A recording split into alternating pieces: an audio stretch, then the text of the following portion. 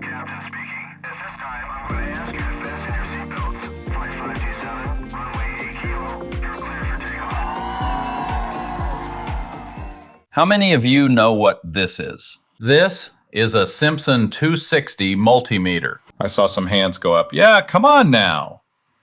$300 on eBay if you're lucky. I run securityinstitute.com, and next month I'm launching MorpheusCyber.com, our new podcast. I also run TechFuturesIndex.com, tracking AI, cyber, crypto, robotics, and quantum as they converge. I've been a technologist since 1980. Back then, I was with Lockheed Missiles and Space, multiplexing data communication systems for the first air-launched cruise missile. We linked Boeing and others together under top-secret clearance.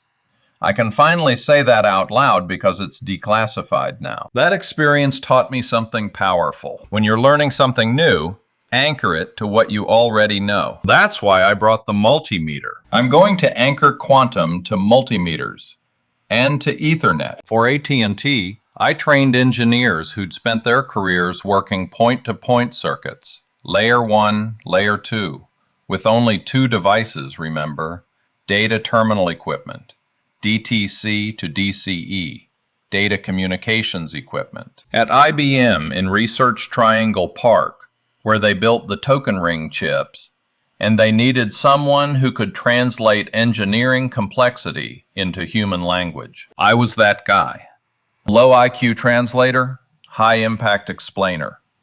The liaison between geniuses and everyday humans. And the key to learning? Borrow from what you already understand. Ethernet, remember that one? Carrier sense multiple access with collision detection. It means listen while you talk. If you hear silence, grab the wire. If someone else transmits at the same time, boom, collision.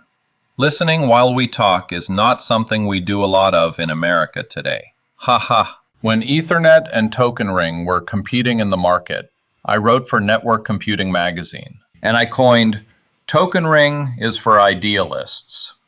Ethernet is for realists. That same principle applies to learning new tech today. Anchor the unfamiliar to the familiar, and you'll move faster, learn deeper, and retain longer. Now, why bring a multimeter? Because measurement changes the system you're measuring. When you connect the voltmeter to a circuit, it adds a load. That's called the loading effect. It changes the circuit just by observing it. That's why clamp current meters are popular. They observe current without entering the circuit. Hold that thought, because that's how we get to quantum mechanics. To have a quantum computer, you need a perfectly quiet, cold environment, like in space. Everything cooled to near absolute zero, because the more heat you add, the more electrons go wild, and the more noise you get. Noise causes errors. Errors cause chaos. In quantum computing, when everything's synchronized and stable, we call that coherence. When noise creeps in and the system falls out of sync, that's decoherence. Now think of AI training. When ChatGPT AI trains across 25,000 GPUs, all those GPUs hold the exact same model in perfect sync. That's AI coherence. But in quantum, coherence means no errors at all. And when decoherence hits, it's like desyncing your instruments in an orchestra. Chaos. To fight decoherence, we need redundancy. Just like RAID storage uses parity bits to survive a disk failure, quantum computers use ancilla qubits, extra ones, to watch for errors without collapsing the state. That's quantum error correction. Let's take this deeper. When you probe a circuit with a multimeter, it changes the voltage slightly. That's the observer effect. Your act of measuring changes the thing you're measuring. Now translate that to the double slit experiment, the heart of quantum mechanics. Shoot photons through 2 tiny slits. If no one's watching, you get an interference pattern, waves. Add a detector, and the pattern collapses. particles. Just observing changes the outcome. It's like flipping a silver dollar in the air, heads and tails simultaneously, kind of 50 shades of gray, until the moment you look at it. Once you measure it, the wave of probabilities collapses into a single result, 1 or 0. Observation collapses possibility into certainty. That's the bridge from quantum to classical. So, multimeter equals quantum detector. Both introduce load. Both change the truth they're trying to observe. Here's the challenge. To make quantum computers useful, we need thousands of error-free qubits operating in perfect coherence. But every time a qubit decoheres, the result collapses, the math fails, and the computation is ruined. That's why quantum environments are so delicate, shielded, vacuum-sealed, supercooled, isolated from even the faintest vibration. Quantum computing is breathtaking, but it's also fragile. That's why we're still in the early innings. Now, let's connect the dots. AI and quantum aren't competitors. They're dance partners. Quantum computes what classical systems can't. AI helps interpret and accelerate what quantum discovers. Together, they'll solve problems like drug design, life sciences, cybersecurity, and space travel in minutes instead of centuries. But right now, we still face the hardware wall. And that's where I come in, because I'm Packet Man 007, and packets are where reality meets theory. Let's talk about the future of cybersecurity. We're heading toward a world where every packet is captured, analyzed, and acted upon in real time. Today's CPU-based tools only see fragments. Logs get erased. Endpoints get tampered with. But packets? Packets never lie. They're immutable evidence, the DNA of digital truth. NVIDIA's new DPUs, data processing units, can capture 400 gigabits per second per card, offloading all that traffic from CPUs. When paired with GPUs running AI models like Morpheus, you get real-time packet inspection and content anomaly detection in microseconds. And the new firewall?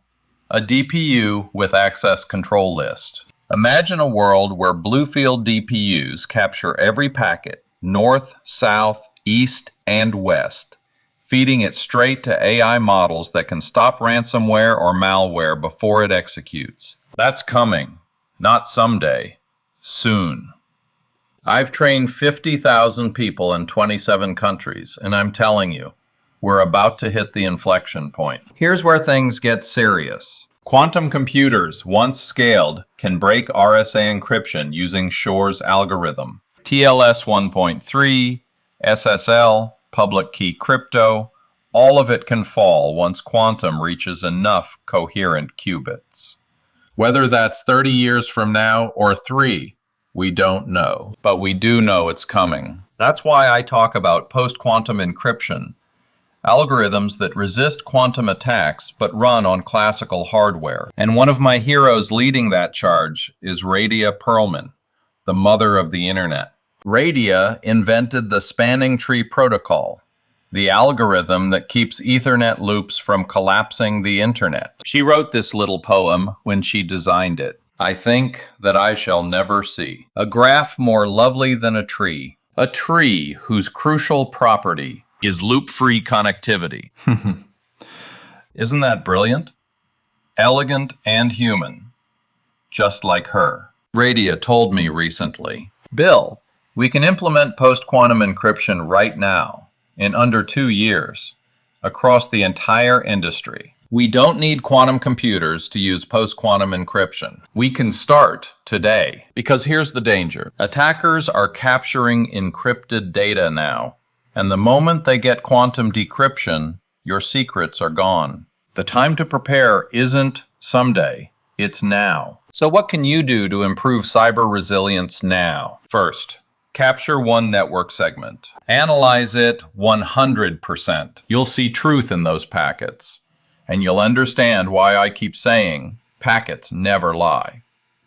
Second, start tracking quantum-safe encryption standards. NIST is finalizing them, and leaders like Radia are shaping them. Third, explore Morpheus, NVIDIA's open-source AI cybersecurity framework. It's available today, just needs a modest GPU. That's where the future lives. Now let's look ahead to vibe coding. I recently built the techfuturesindex.com in 2.5 hours using natural AI language tools. English, not code, was my compiler. That's vibe coding, programming by conversation. It's the next leap in productivity. If you are already a coder, you'll be a better vibe coder. But if you ignore it, you'll be left at the station while others build the future. So I say, English is the new programming language. $20 a month on tools like Cursor, and anyone can do it. Start by coding your On Tetris game in a few minutes using the trial for free. We're witnessing the convergence of AI, cyber, crypto, robotics, and quantum. They're merging, and we are alive to see it. Take a look at techfuturesindex.com at the blue dashed line. Quantum is the last laggard, until last week, but it's now like a hockey stick upward. The moment it crosses that threshold, everything changes. So here's my challenge to you. Don't just watch, participate. Thank you, InfraGard Houston. I'm Bill Alderson, and remember, packets never lie. At this time, I'm going to ask you to fasten your seatbelts. On behalf of the flight crew, thank you for flying with us and have a pleasant day.